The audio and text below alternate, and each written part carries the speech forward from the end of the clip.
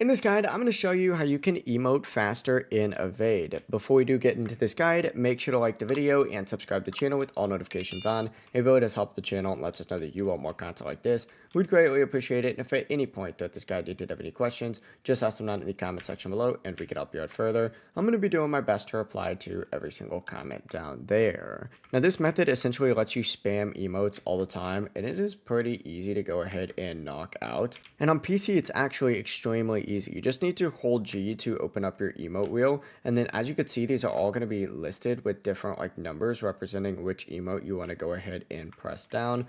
Essentially, to do this, all you have to go ahead and do is just hit G and then hit these number keys, and you could just do this 1 G2, G3, G4, G5, G6, just over and over and over. To make it even faster though, you can cancel the animation by tapping crouch or sprint in between these, and this will let you restart the animation almost instantly and just keep spamming it. If you're on mobile, use one thumb to hold the emote button, and of course the other to quickly tap the different emote slots. On console, hold up on the D-pad and flick your right stick towards the emote repeatedly to get the exact same effect.